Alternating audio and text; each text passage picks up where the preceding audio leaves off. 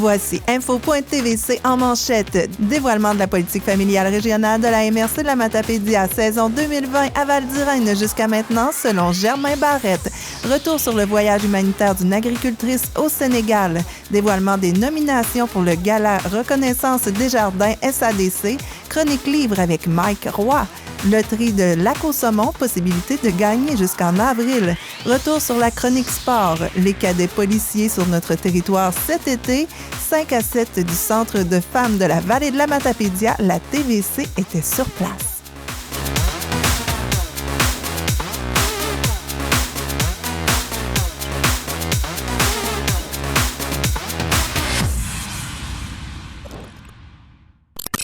Bonjour et bienvenue à cette toute nouvelle édition d'Info.tvc. Encore une fois, nous avons couvert l'actualité matapédienne pour vous. Nous sommes allés partout, plein de sujets pour vous. Et on commence tout de suite avec le lancement de la politique familiale de la MRC de la Matapédia. Aujourd'hui, évidemment, Val-d'Irène, c'est un site extraordinaire pour faire ce lancement-là. Dans la semaine de relâche, effectivement, mais aussi c'est un site qui est de propriété matapédienne. C'est le site qui nous appartient à tous, matapédiennes, matapédiens. Donc, c'est important de faire cela. Puis, on l'a vu aussi, Val-d'Irène a une tangente très importante au niveau de la famille. Hein, on essaie d'avoir beaucoup d'activités de rassemblement familial. Donc, je pense que c'est un lancement aujourd'hui à la couleur de notre politique de faire ça sur le site ici. C'est dynamique, c'est innovant, c'est rassembleur. C'est un site magnifique. Merci à Val-d'Irène de nous accueillir. Puis je fais un petit clin d'œil à Marie-Laurence là, qui nous a aidés à tout coordonner ça aujourd'hui. Merci beaucoup. Puis c'est elle aussi qui s'occupe de la programmation de la semaine. Alors, je pense que les familles sont très contentes cette semaine. Un renouvellement de politique familiale, parce qu'on le sait, c'est la 3e édition. Ça fait déjà une 3e politique familiale régionale qu'on met en place. C'est pourquoi on renouvelle. Bien, c'est pour impliquer concrètement, pour s'impliquer très concrètement aussi. C'est important pour le bien-être et l'épanouissement de nos familles matapédiennes. C'est aussi une source d'attractivité pour nos municipalités, pour le territoire et les municipalités. Et ça s'inscrit évidemment dans la continuité de notre grand projet d'éco-territoire habité. C'est très pertinent, dans le fond, de faire ce renouvellement-là. Dans la présentation, évidemment, je vais essayer de faire ça plus rapidement. Donc, évidemment, on ne rentrera pas dans les points, dans les petits points sensibles, mais vous pourrez consulter éventuellement la politique pour plus d'informations. Il y en a sur les tables, il y en a quelques-unes, mais tantôt, je vous donnerai un lien aussi pour aller pouvoir la chercher sur Internet. Donc, là-dedans, il y a beaucoup plus de détails, beaucoup plus d'informations, et vous pourrez poursuivre. Quand je change ma page, c'est le signal pour vous autres. Ah, vous me suivez? Eh bien, c'est le fun. On a un jeune technicien, c'est le fun. Hein? On s'est vraiment ajusté à la politique familiale. On a un très jeune technicien ce matin. Merci, monsieur, de me suivre. Donc, l'importance d'une politique familiale, évidemment, ça repose sur l'importance de la famille, de l'intérêt que la MRC porte justement au bien-être et à la qualité de vie de nos familles matapédiennes. C'est aussi l'avenir. Hein? On sait que nos familles, nos jeunes, c'est l'avenir de la Matapédia. Donc, c'est évidemment une politique comme celle-là repose sur le dynamisme, l'appartenance, l'implication de ses habitants. Alors, une politique comme ça vient vraiment rendre notre milieu plus stimulant, plus attrayant, innovant aussi. Et évidemment, dans la Matapédia, on a la chance aussi de tout réaliser ça dans un environnement des plus, je dirais, merveilleux, fantastiques, paradisiaques. Là, je suis un petit peu vendue à la région, vous le comprendrez. Évidemment, pour la MRC, le lancement de cette politique-là, c'est le pari qu'on fait pour retenir nos familles, mais aussi pour en attirer de nouvelles. Comité de pilotage, c'est le comité qui a mis en place les gens qui ont travaillé tout au long de la réalisation de ce projet-là. Donc, le document de la politique, c'est un rassemblement de personnes. Vous les voyez ici au travail. Je vais prendre le temps de les nommer. Il y en a plusieurs dans la salle. Avec le travail qu'ils ont fait, je pense que ça mérite de prendre le temps de les nommer. Je vais y aller en ordre je ne sais pas, vous autres, c'est gauche à droite comme ça. Donc, on a Mme Isabelle Pinard, Mme Lise Bussière, Sophie Champagne, moi-même, Mathieu Morin, Alexis Daou-Tremblay, Céline Raymond, Charles Poulain, Stéphane Pinault, Louise Bernier, Karine Deschaines. Mais quand on a pris la photo, il y avait quelques absents, donc je vais prendre le temps de les nommer aussi. Il y avait Mme Sandra Théberge, Catherine Calderon-Lajoie, Sonia Simard et Alex Pétrin. Donc, ce n'est pas des gens qui étaient moins présents, c'est juste que lors de la photo, ils n'étaient pas là. Évidemment, on l'a dit tout à l'heure, tout ça était coordonné sous la chef d'orchestre de Virginie Baudin-Houle, qu'on remercie aussi pour son grand travail. Le premier travail qu'on a fait comme comité de pilotage, c'est évidemment de prendre le temps de définir qu'est-ce que c'est la famille matapédienne. Donc, évidemment, cette définition-là, je vais vous la lire, elle va apparaître, je pense que c'est ce qui est le plus facile. La famille rassemble plusieurs personnes unies dans une relation à long terme. Ces personnes peuvent être liées par le sang, tout comme elles peuvent l'être par la filiation ou par de profonds liens affectifs. Les membres d'une famille s'entraident, se soutiennent et partagent des expériences, des connaissances, une intimité, des valeurs et une histoire. Et c'est pas terminé. En fait, la famille est un lieu de rassemblement, d'épanouissement et d'échanges significatifs. Donc, une fondation sur laquelle un individu peut s'appuyer pour construire son identité, se développer, apprendre et grandir. Donc, évidemment, on a une panoplie de gens qui travaillent sur ça, mais il faut aussi s'assurer de bien répondre aux besoins et aux attentes de la population matapédienne. Pour ce faire, on a procédé aussi à un diagnostic, et ce diagnostic-là nous a permis de faire un portrait socio-économique que vous verrez dans la politique, mais aussi une enquête qui a été effectuée auprès de nos familles. Ce sondage-là a été effectué du 1er mai au 1er juin. Et ça l'a permis d'alimenter, oui, la politique régionale, mais aussi 8 politiques familiales qu'il va y avoir sur le territoire qui vont être lancées. Il y en a même quelques-unes cette semaine qui vont être lancées. Donc, on a réussi à répertorier 987 sondages. Ces sondages-là, dans le fond, ont été sondés 12% des ménages représentés de la Matapédia. Ce qui représente un ménage, là, c'est une maison avec plusieurs habitants. Fait que le nombre d'habitants que ça représente, c'est 18% de la population totale qu'on a rejoint pour le sondage. Donc, quand on a tous ces éléments-là, il faut évidemment se fixer une vision, donc déterminer les aspects sur lesquels on veut travailler pour la politique. On a identifié des valeurs motrices matapédiennes. Ces valeurs-là, il y a des mots-clés par rapport à ça que les membres ont identifiés. Et on a dit, ça nous inspire et ça nous distingue, les familles matapédiennes. Donc, pour l'entraide, on parle... voilà. Pour l'entraide, on parle des mots de solidarité, de la sécurité, de l'écoute, le partage, la générosité. Donc, pour nous, cette valeur-là d'entraide était très importante. On avait aussi le sentiment d'appartenance, qui est une valeur importante, qui parlait beaucoup de l'environnement, du dynamisme, de la fraternité, de l'accueil, du plaisir, la fierté et la fidélité des matapédiens. Et enfin, l'autre valeur motrice, c'est le respect, donc qui fait allusion à la paix, l'harmonie, la confiance, l'écoute et l'ouverture. De ces belles valeurs-là, évidemment, les membres du comité ont dit il faut qu'on veut souhaiter quelque chose. On veut que nos familles grandissent de par cette politique-là. Et pour grandir, on a fait des souhaits. On a souhaité que la Matapédia ait une vitalité socio-économique. Socio-économique avec une grande diversité en activités, mais aussi en produits disponibles, en emploi et au niveau de l'offre dans le milieu éducatif. On souhaite aussi qu'il y ait un environnement sain, ce qu'on a, mais il faut le conserver aussi. Donc, profiter de la beauté, des paysages, la forêt, ses activités, les lacs, les rivières, c'est important.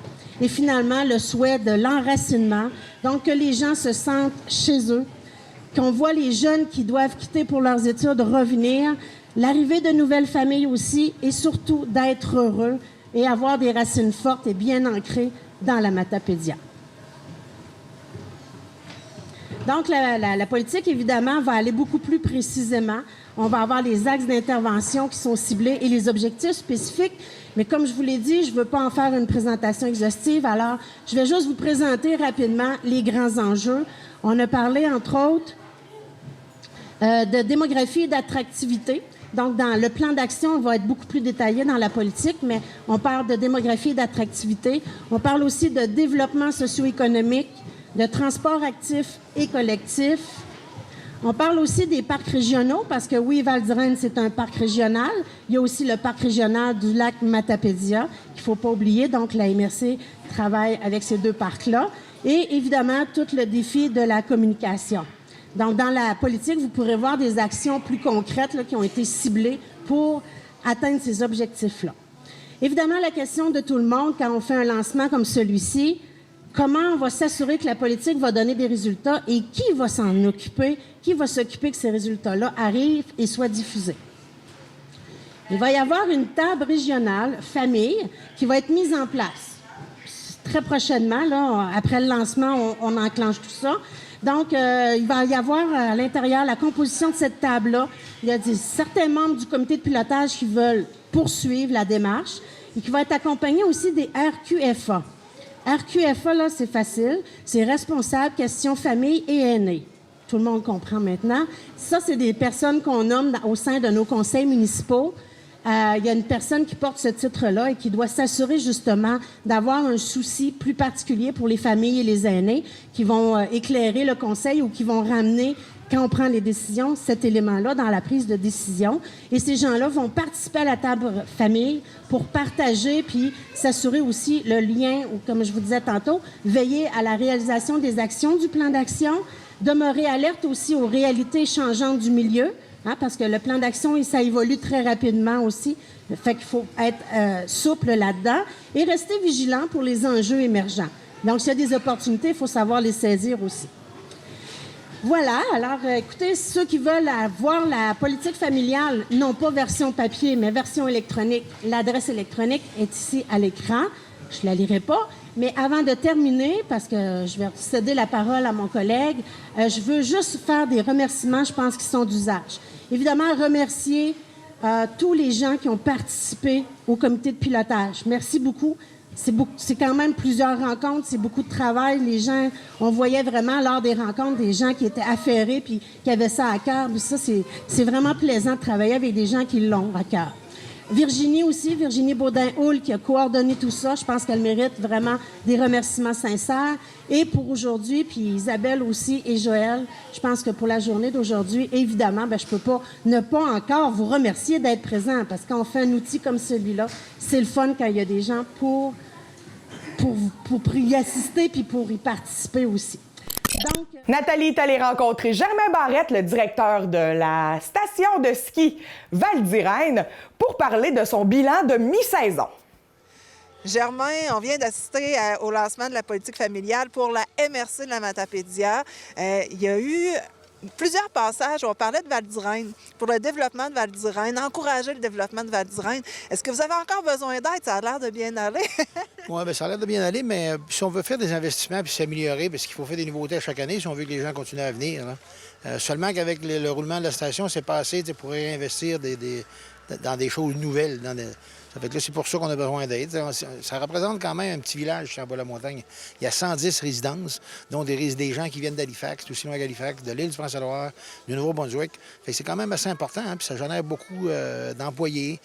C'est des retombées des taxes pour la municipalité. Ça fait qu'on a besoin d'aide. Seulement qu'avec le roulement de la station, c'est pas assez pour réinvestir, là, pour s'améliorer, pour que les gens continuent à venir. Et parlant d'employés, vous avez tout le monde que vous aviez besoin finalement? Oui, mais on a réussi là, à boucher les trous un peu partout, même à la dernière minute. On en a engagé un il y a 2 semaines. Même à l'autobus, c'est des bénévoles qui chauffent une fin de semaine sur 2 là, pour nous donner un coup de main. Ça fait qu'on est vraiment chanceux que les gens y croient à la station de ski. Fait qu'ils viennent nous aider là, bénévolement. Ils ont entendu parler qu'on n'a pas de chauffeur. Ça fait que là, écoute, j'ai mes permis, je vais y aller. Fait qu'on est vraiment chanceux. Là. Ouais. Et puis, on peut dire que la température est de votre côté aussi, là. Un hiver exceptionnel. Je pense que ça fait toute la différence. Parce qu'on avait mal commencé la saison. Là, avec les cartes de saison, il y a eu une diminution. Mais là, avec les billets journaliers, les belles températures, il fait chaud. Regardez aujourd'hui, là. Il fait -2, puis on est en plein mois de mars, ça fait que c'est la semaine de relâche. Ça peut pas être mieux que ça. Fait que ça fait sortir les gens. Les jeunes peuvent rester dans la montagne plus longtemps. Fait que là, ça va bien, là. On est en positif, là, avec les états financiers. Ça fait qu'on est bien content, mais on veut aller plus loin que ça encore. C'est beaucoup événementiel ici à Val d'Irène. Vous faites des soirées spéciales. Justement, il y en a qui s'en viennent. Il va même avoir un bal masqué. Bien oui, c'est ça. C'est le souper de lancement de l'Aquaneige. C'est un michoui cette année. Puis c'est un bal masqué. Ça fait que les gens qui veulent venir, bien, il faut qu'il y ait un petit masque ou seulement rester naturel. Mais ça se fait là, le 20 mars, je pense. Là. Fait que c'est un michoui. Ça fait qu'on invite tout le monde à venir. Là. C'est ça ça nous permet les revenus de ça, parce qu'il y a un encan silencieux en même temps. Les revenus de ça nous permettent d'engager les groupes de musique qui viennent dans les soirées. Parce que seulement avec les entrées, c'est pas assez pour payer pour tout ça. Fait que là, vous êtes invités à venir au souper de lancement. Et les clairs de lune aussi fonctionnent bien. Oui, c'est ça. On a deux fins de semaine. Ça commence en fin de semaine prochaine, le clair de lune, le ski de soirée. Et puis l'autre fin de semaine d'après, fait que 2 fins de semaine, coup sur coup. C'est le vendredi et le samedi. Et puis on a une autre soirée de raquettes. Là. Cette année, il y a 354 personnes qui sont venues raqueter le 29. C'était fantastique. Puis l'autre fois, c'est le 28 mars, il y en a une autre soirée. Là. Fait que tout le monde est bienvenu. Tous les moyens sont bons de s'amuser à Val-d'Irène. Alors, félicitations pour votre dévouement, encore une fois. Merci beaucoup. Nous avons eu la chance de rencontrer Nancy Caron, une agricultrice très connue dans la région, dans la vallée de la Matapédia, qui est allée faire un voyage humanitaire au Sénégal avec l'Union des producteurs agricoles du Québec. Madame Caron, vous arrivez d'un voyage extraordinaire. Votre homme vous a laissé partir parce que vous êtes agricultrice ici, puis vous avez décidé de vivre l'aventure avec l'UPA, l'Union des producteurs agricoles. Dites-moi, c'était quoi le projet exactement? Bon, moi, je pense que c'était une opportunité. Quand quelqu'un m'a incité à y aller, m'a dit il faudrait que tu t'inscrives, ça va être un groupe de femmes, c'est la première fois, il faudrait que tu en ferais partie. Bien là, j'ai dit je vais en parler à mon homme avant, puis après ça, bien là, on va prendre la décision. Je vais m'inscrire, puis ça ne voulait pas dire que j'allais être choisie, parce que c'est quand même 16 femmes de toutes les régions du Québec. Fait que fallait que je sois choisie aussi. Fait que non, c'est ça. La mission, c'était vraiment d'aller constater sur place l'autonomisation des femmes, puis aussi de voir le leadership des femmes grâce un peu à la coopération PADI. Ça fait des années quand même qu'ils travaillent avec les Sénégalaises. OK. Ouais. Puis, dites-moi un peu comment ça se passe le voyage. Vous partez d'ici, vous arrivez là-bas. Comment êtes-vous accueillis une fois là-bas? Bien, on avait sur place des Québécoises qui étaient là sur place, qui nous ont accueillis, dont une représentante, Elsa, qui fait la coopération. Ça faisait presque 1 an qu'elle était là. Et c'est elle, entre autres, avec elle, que l'organisation s'est faite. Et on avait aussi des gens du PADI de Montréal qui étaient avec nous, qui nous ont accompagnés aussi. Fait que avec les 16, on avait 4 accompagnateurs et accompagnatrices qui étaient avec nous, qui ont, eux autres, tout organisé, parce que c'était quand même, là, on a fait plusieurs visites, tout organisé, la logistique, là, c'était quelque chose, là. Oui. Oui. Puis, c'est pas toujours évident parce que là, il y a quand même un dialecte que vous ne pouvez pas comprendre. Il y avait quand même plusieurs personnes qui parlent en français. Oui, parmi les Sénégalaises, quand même plusieurs parlaient français. Quand les femmes n'avaient pas l'opportunité de parler français, n'étaient pas capables, il y avait une traductrice qui était avec nous. Parce qu'on avait aussi une présentation. Moi, j'avais été choisie pour faire une présentation sur l'implication des femmes ici en agriculture, dans les conseils d'administration. Fait que moi, quand j'ai fait ma présentation, on avait une traductrice. Fait que moi, je parlais 2-3 phrases, elle traduisait. Tout ça. La même chose quand elle avait des questions à nous poser. Mais on voit bien qu'il y a on a constaté qu'il y a beaucoup d'analphabétisation. Okay. Et elle demande de la formation, sauf que la formation se donne en français. C'est sûr que c'est une problématique parce qu'il y en a plusieurs d'entre elles qui parlent le Wolof, qui est leur dialecte à elles. Mais quand ils parlent très vite dans leur langue. Ouais. Après ça, ils nous traduisent, ils nous font la traduction en français. Puis des fois, la traduction est beaucoup plus courte que ce que le dialogue qu'elles ont eu dans leur langage. Okay. Ils ont beaucoup besoin de parler. Puis on voit aussi que les femmes sont beaucoup plus leaders qu'elles étaient avant. Avec les formations, il y a eu la formation qui s'appelle LSGT, qui est une formation, les savoirs des gens de terre. Ça les a aidés beaucoup, les femmes, parce que les femmes sont beaucoup en arrière-plan dans ces pays-là. Dans les rencontres, les femmes s'assoient en arrière, ne parlent pas. Tandis que depuis qu'elles ont eu la formation, elles prennent beaucoup plus de place dans les conseils d'administration. Eux autres, ils ont beaucoup d'organisations aussi. On voit qu'ils prennent pas mal plus de leadership. Ouais. Donc, votre mission, votre but en arrivant là-bas, c'était quoi exactement? Bien, on est allé visiter des différentes entreprises, différentes fermes. Puis c'était vraiment un échange d'expertise. Moi, on n'allait pas là pour leur dire quoi faire parce que Il y a des choses qu'on peut pas, qu'ils n'ont pas accès. On a constaté qu'il y avait beaucoup de problèmes de sécheresse, de manque d'eau. Fait qu'il y a des choses qu'on peut pas, sauf qu'on pouvait leur donner quelques conseils. Des fois, on allait dans les jardins, puis certains légumes qu'ils cultivaient peut-être demandaient beaucoup plus d'eau. Fait que là, on leur suggérait, bien, peut-être vous devriez essayer d'autres plantes, que ça serait moins problématique. Et la même chose, on a constaté, mais qui font aussi beaucoup de culture. Il y avait une dame qui achetait des petits poussins. Puis elle achète, eux autres, c'est des lots de petits poussins. Ils ont des prêts, mais ils ont des prêts agricoles à très, très court terme. Fait qu'il faut qu'en dedans de 2-3 mois, il faut qu'elle rembourse ses prêts. Fait que là, elle achète ses petits poussins avant tout ça à sa famille, ses amis, les gens du village. Après ça, elle en rachète d'autres. Fait que c'est vraiment une petite agriculture, mais c'est pour nourrir leur famille, là. Ils ont vraiment besoin de développer tout ça. Fait qu'au fur et à mesure qu'ils font des emprunts, bien là, ils sont capables de devenir... Cette dame-là, bien, ça faisait quelques années déjà, puis c'était une des plus grosses productrices de poulet là-bas. Oui. Donc, c'est possible de voir l'évolution avec... Ça a vraiment un impact, là, votre présence là-bas. Oui, on a vu aussi une usine... Bien, on est allé visiter des femmes qui transformaient les arachides, que nous, on appelle les pinottes. Puis là, ils se demandent qu'est-ce qu'on dit, mais c'est les arachides.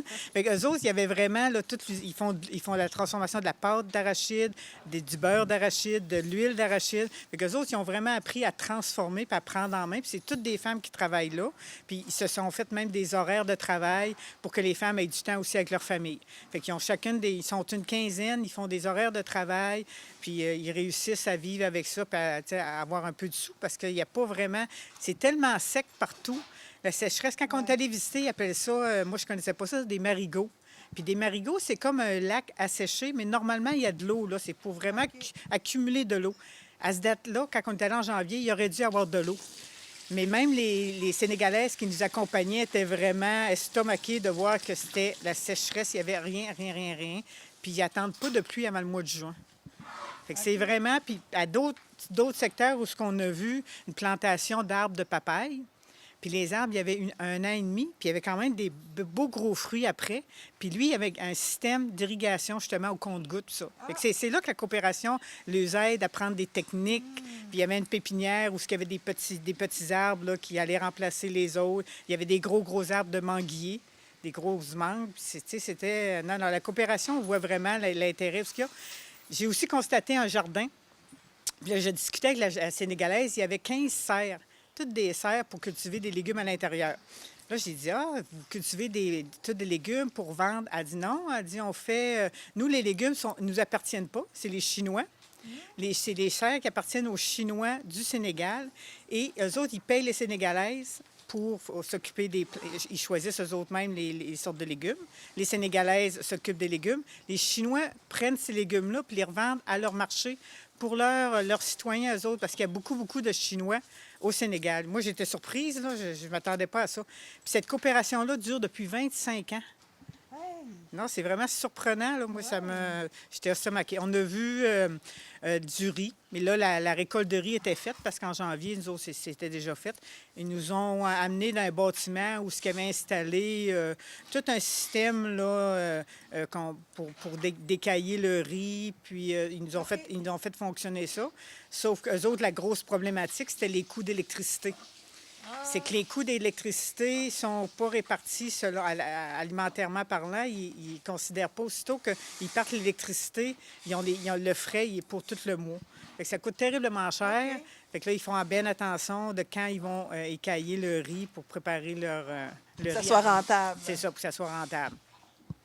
Wow! C'est vraiment de l'aide internationale. Bien, de l'aide, c'est un peu de la commercialisation, finalement, là, parce que c'est sûr que ça coûte moins cher faire les fruits là-bas, probablement.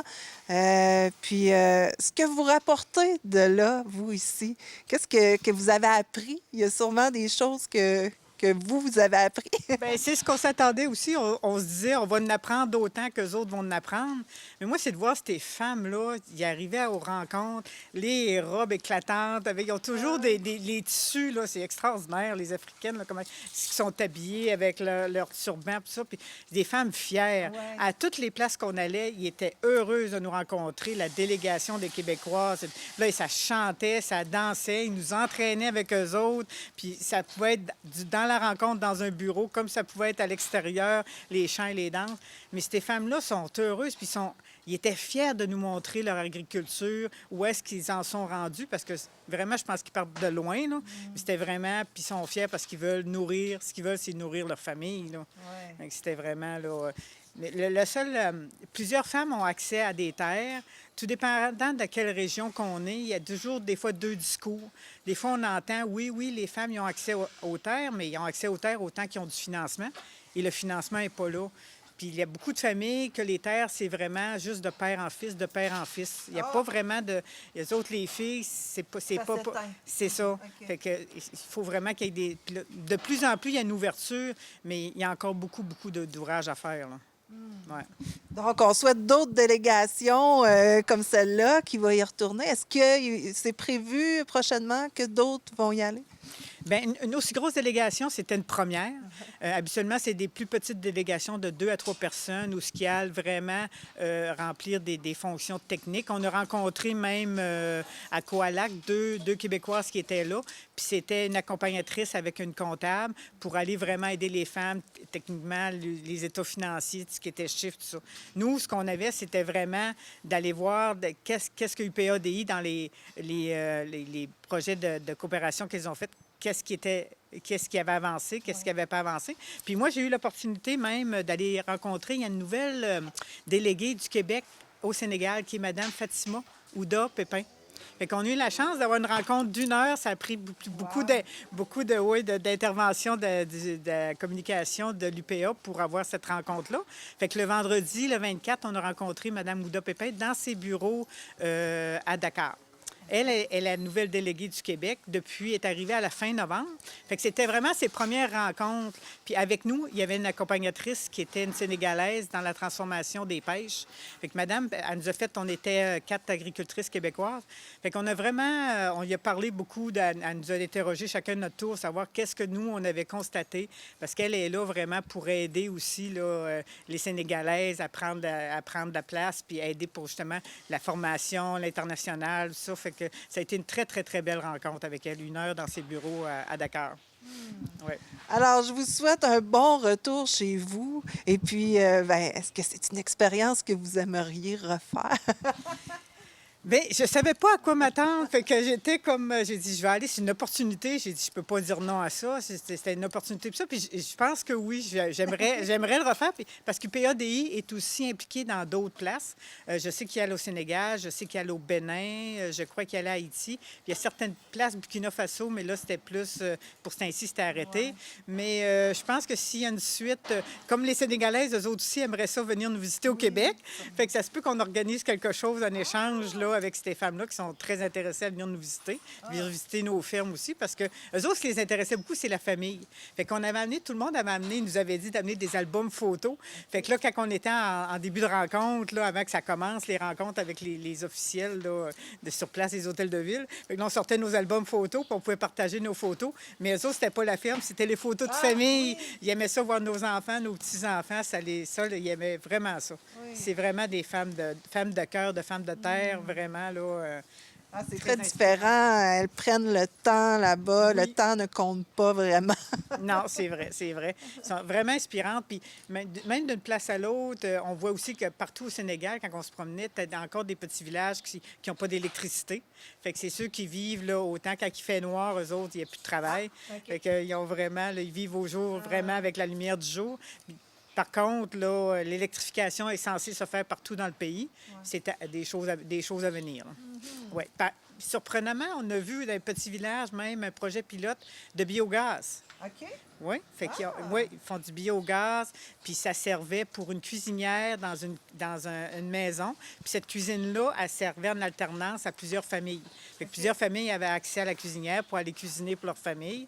C'était une première, c'était un projet pilote. Il y avait deux cuisinières dans tout le village pour les gens. Wow. C'est ça. Il y a du développement qui se fait. Là. On peut le constater sur place quand on y va. Quand on entend parler qu'est-ce que fait UPADI, on ne sait pas trop. Mais c'est ça, c'est vraiment beaucoup de formation, d'éducation, de coopération pour que les gens puissent se développer puis développer leur agriculture.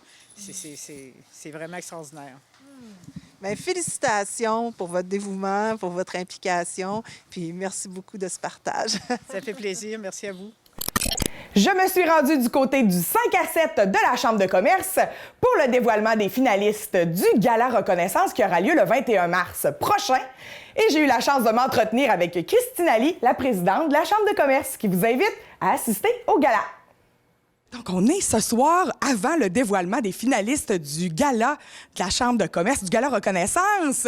Qu'est-ce qui va se passer ce soir ici? Bien, écoute, ce soir, dans le fond, sous forme d'un 5 à 7, on a regroupé ceux qui ont déposé leur candidature, puis nos partenaires pour la soirée. Puis c'est ce soir qu'on dévoile les nominés pour le gala qui va avoir lieu le 21 mars. Donc, il y a combien de catégories à peu près, mais il y a combien de catégories? Au fait, il y a 14 catégories. Ce soir, on en présente 12, puisqu'il y a le coup de cœur qui va être déterminé le soir même du gala, puis le grand matapédien qui sort aussi juste le soir du gala. OK. Donc, vous avez eu beaucoup de candidatures cette année si vous faites un dévoilement des finalistes. Oui, à peu près, mettons, une cinquantaine, là, sûr qu'on a eu cette année. Là. Oui, c'est vraiment une belle participation. On est super contents. Wow! Donc, le milieu des affaires, le commerce dans la vallée de la Matapédia, ça grouille. C'est ça qu'on se rend compte. Oui, ça bouge. Puis pas juste le milieu des affaires, il y a aussi le milieu touristique, culturel, les OBNL. Alors, on a vraiment une belle richesse matapédienne. C'est ce soir qu'on commence à le faire briller. Puis ça va se poursuivre jusqu'au 21 mars. Oui, parlant du 21 mars, qu'est-ce qui va se passer ce soir-là? C'est soir de gala. J'imagine qu'il faut sortir nos robes de princesse, les tuxedos, tout ça. Oui, on en profite. En fait, ça arrive une fois 2 ans. Fait que c'est sûr que c'est une belle soirée. C'est une soirée où est-ce qu'on veut faire briller les gens. C'est beaucoup notre thème cette année, faire briller les richesses matapédiennes. Je pense c'est assez important ce temps-ci. Puis, dans le fond, toute la soirée, ça va être parsemé de réussite matapédienne. Il va y avoir les nominés, les gagnants, assurément. Puis, effectivement, on sort nos belles robes, nos beaux kits, puis on a une belle soirée devant nous, haute en couleur, à la hauteur de ce que la Matapédia peut nous offrir. Oui, c'est un souper, si je me trompe pas.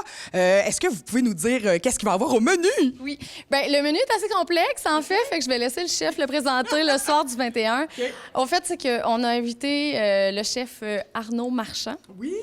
Oui, qui va être... fait qu'on a vraiment été chercher un chef renommé pour nous faire vivre une expérience culinaire complètement différente de nos habitudes de vie.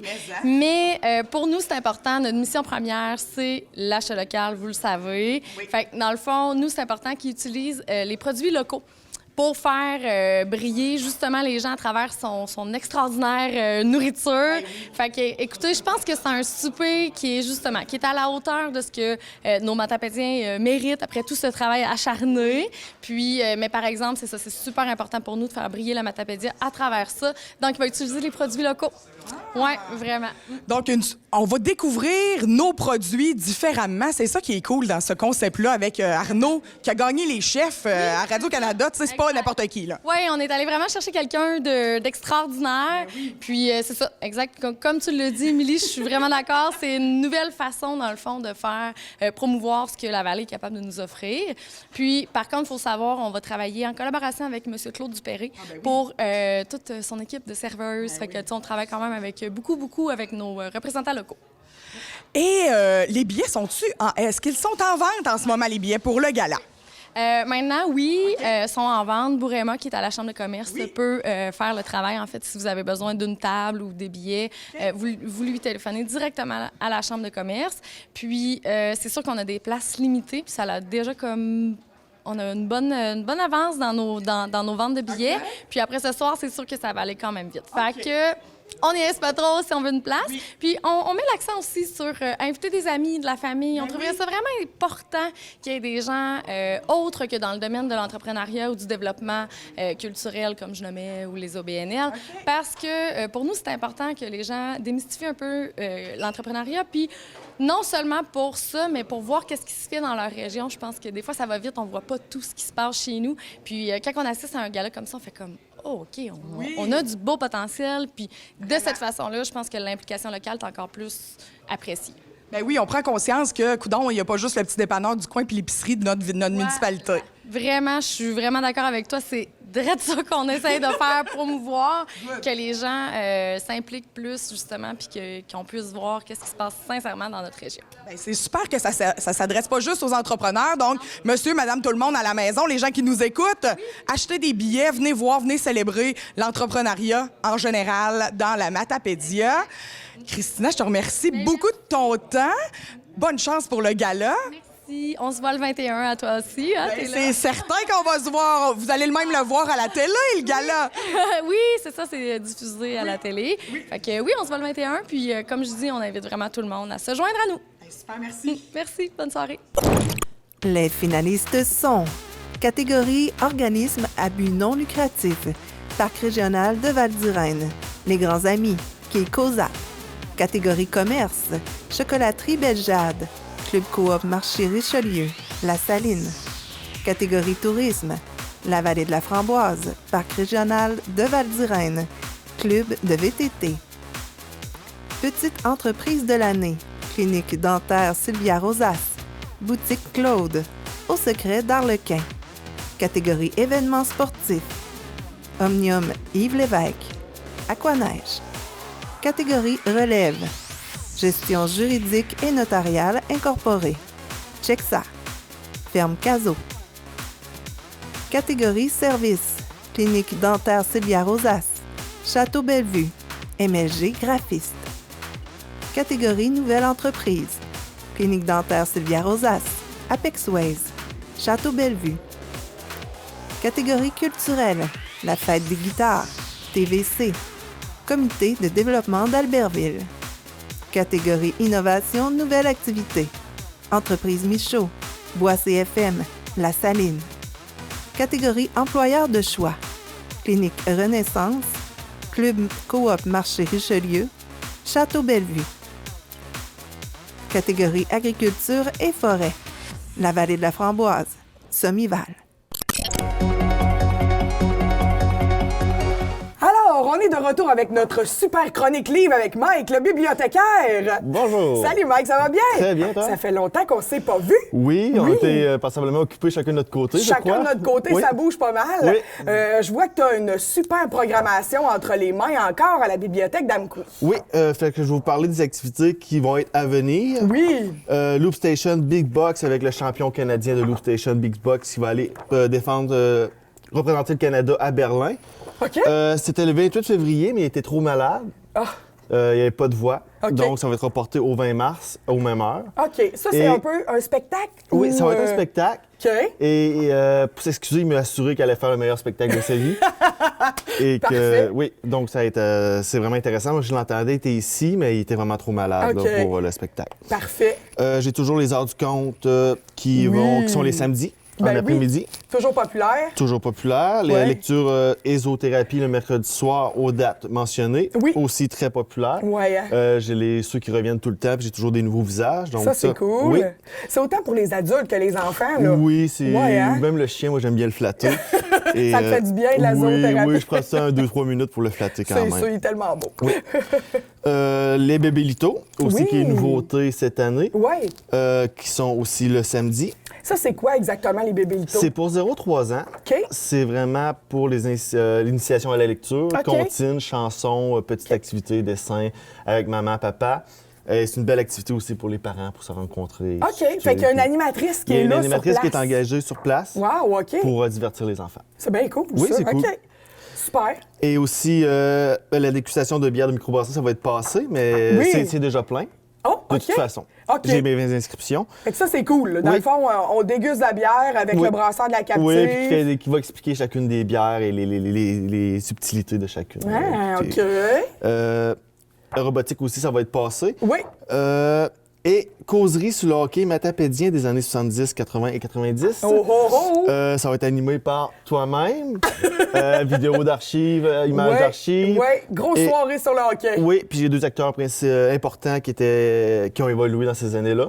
Oui. Je me cherche peut-être une 3e personne, c'est à suivre. Ah, donc si vous êtes intéressé, ouais, venir nous voir. Venez à la bibliothèque dire votre intérêt à Mike si jamais... Venez me jaser de hockey pendant 2-3 minutes, là, puis on verra si... si vous passez le test. Oui, si vous passez le test. Moi, j'étais pas là dans ces années-là, fait que, oui. Donc, encore une programmation très remplie pour ce printemps. Tout à fait. Oui, cool. Puis, il y a toujours des petits affaires qui se rajoutent au travers aussi. Je sais que tu vas avoir des nouveaux jeux de société. Oui, j'ai fait l'achat d'un achat assez important de jeux de société, autant pour les jeunes et la nouveauté, on va en avoir pour adultes. OK. Le jeu, c'est quoi déjà? Les Aventuriers du Rail. Oui. Il va y avoir le Catan, le colon de Catan. Oui. Et quelques jeux comme ça. Là. OK. Oui. Donc, l'idée, c'est que les gens utilisent la bibliothèque comme point de rencontre pour jouer. Pour se divertir et prendre un livre au passage. Ben oui, évidemment. Mais, donc, si vous n'avez pas de lieu où vous rassemblez une gang de chums, vous pouvez venir ici. Oui, puis même en plus, si les vous jeux voyez sont des inconnus, accessibles. vous pouvez jouer entre inconnus. C'est puis, entre inconnus. Qui vont devenir des gens connus. Oui, qui vont devenir... Oui.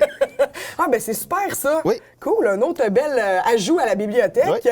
Et là, tu as des livres dans les mains que tu vas nous présenter. Oui, je vais vous parler du 2e livre de Rose-Aimée Automne-Témorin. Dans les mains, j'ai son premier. Oui. Parce que le 2e a été prêté et ma copie à la mienne est à la maison.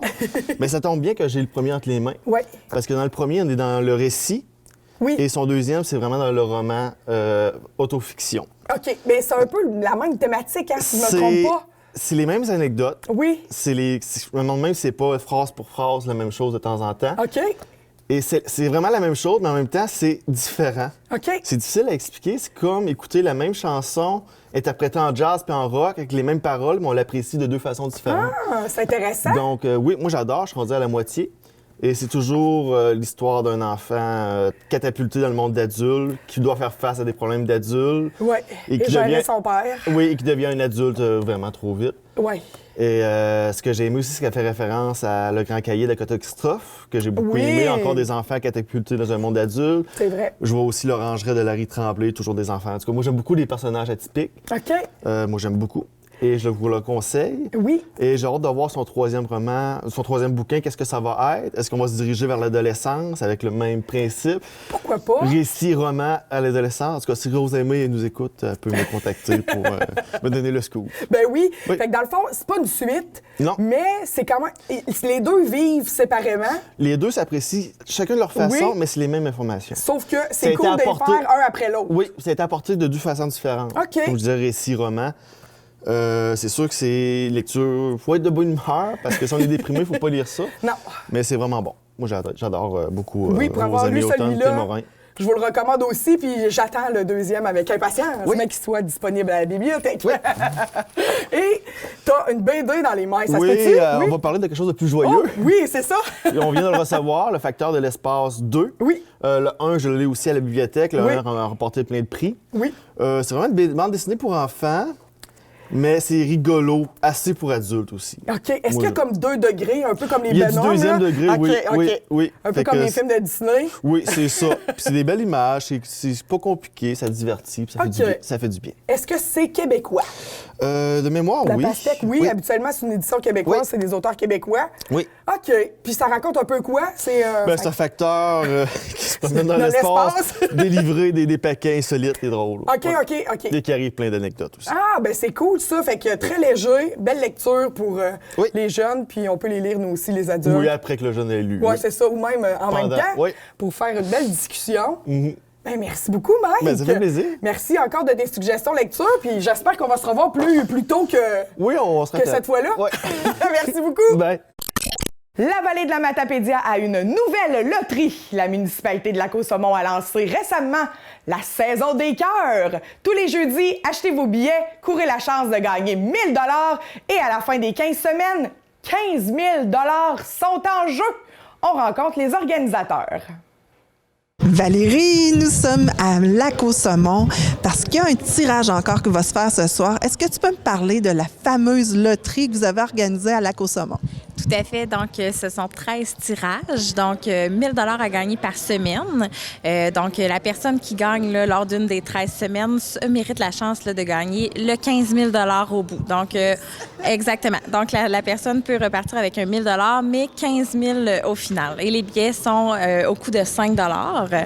Donc, c'est quand même minime. Et puis, c'est pour la bonne cause, en fait, parce que tous les profits vont être investis dans un projet. Donc, soit que ce sera des infrastructures pour les enfants, donc des structures de jeux dans le parc du Centenaire, ou bien un bloc sanitaire pour le camping de Lac-au-Saumon. Mais on sait que vous avez déjà beaucoup de travail de fait, là. Il y a de quoi de vraiment agréable, là, les jeux pour l'enfant, les jets d'eau, tout ça. Les billets sont en vente où exactement? Donc, les gens peuvent se procurer les billets à partir là, du vendredi jusqu'au jeudi au bureau municipal sur les heures d'ouverture. Sinon, le jeudi soir, c'est ici, à la salle communautaire, là, de 18h à 20h. Et on effectue le tirage par la suite là, à 20h30 ici, à la salle communautaire de Lac-au-Saumon. Et c'est très réglementaire parce qu'on le fait en direct sur Facebook, je crois. Tout à fait. Donc, les gens peuvent regarder là, en direct le tirage sur la page Facebook de la municipalité de Lac-au-Saumon et sur celle de la SLD de Lac-au-Saumon. C'est très original. Alors, tout ça, bien, on va continuer de vous suivre, là, mais ce soir, on est ici pour voir un peu ce qui se passe. C'est vraiment intéressant. Merci d'être là et félicitations à toute l'équipe de Lac-au-Saumon. Merci.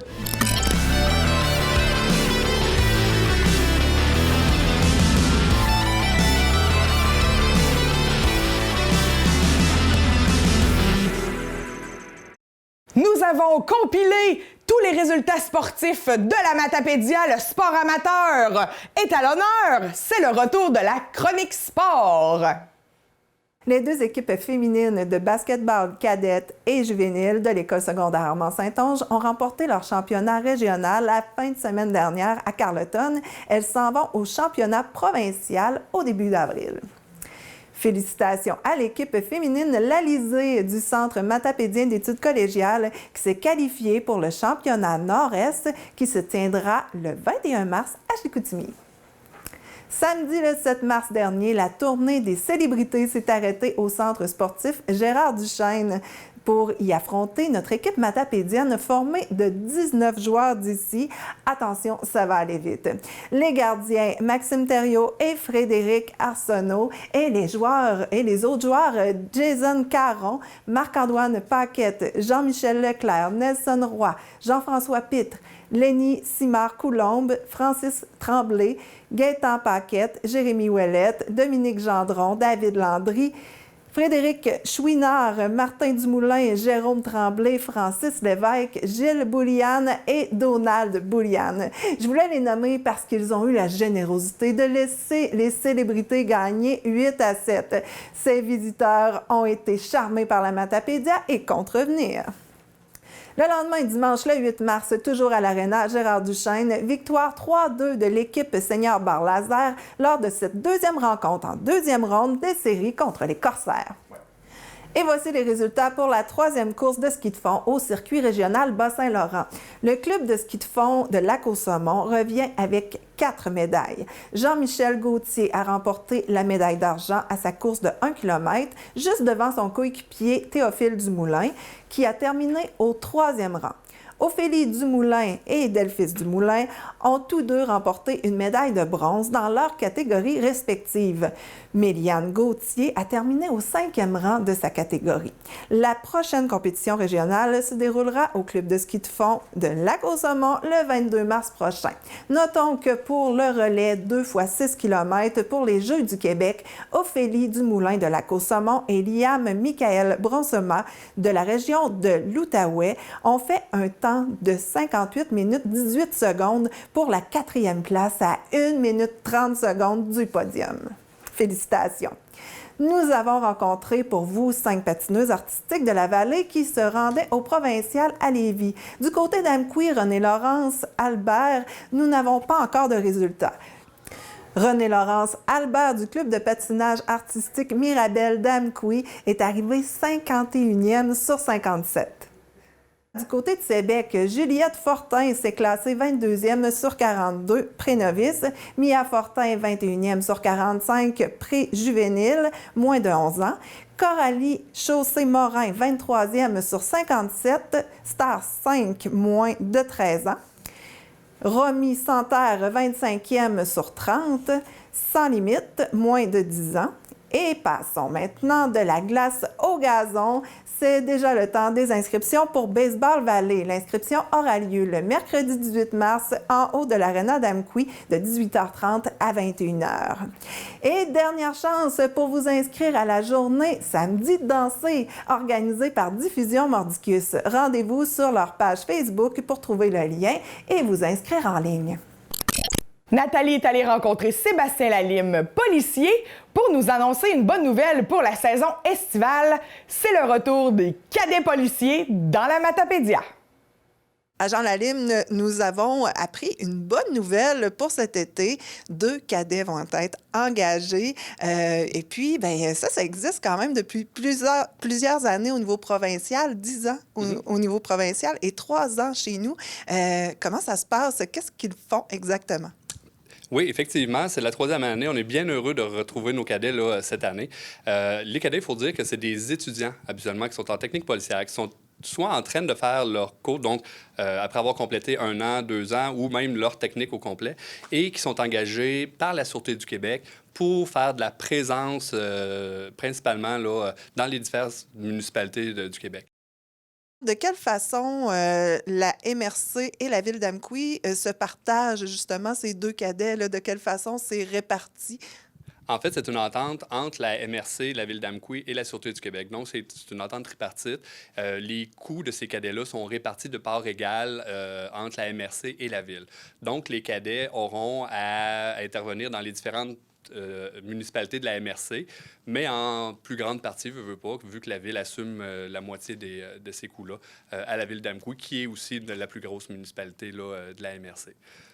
Quelle clientèle est-elle visée davantage? Est-ce que c'est davantage les jeunes, les personnes âgées? Comment ça fonctionne? C'est la beauté de tout ça, c'est que nos cadets, dans le fond, interviennent auprès de tous les types de clientèle.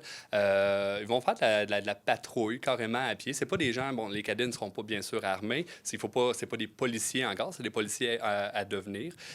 Donc, ils vont intervenir autant au niveau des camps de jour. Ils vont aller voir nos jeunes dans les camps de jour pour faire la prévention sur la sécurité à vélo, sur leur contact avec des inconnus et des trucs comme ça.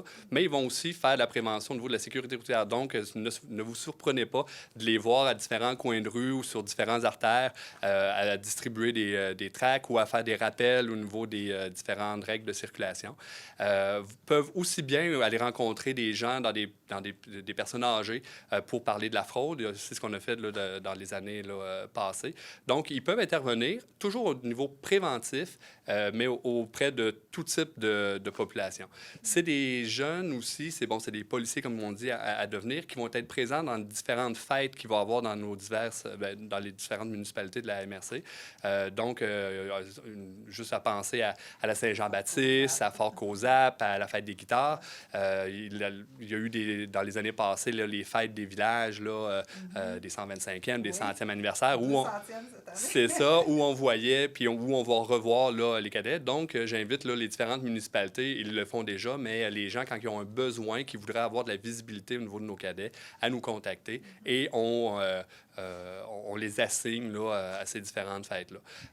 Est-ce que ça va se passer tout l'été ou sur quelle période exactement? Habituellement, les cadets ont une formation au début de l'été là, à l'École nationale de police où ils vont apprendre leur rôle, vont apprendre leurs différents pouvoirs, devoirs, qu'est-ce qu'ils doivent faire, qu'est-ce qu'on s'attend d'eux, et vont arriver chez nous habituellement début juin jusqu'à la mi-août, avec une possibilité de prolongation là, jusqu'à la mi-septembre. Mais habituellement, là, chez nous, c'est juin à août, dans le gros là, des vacances là, où les cadets là, vont intervenir.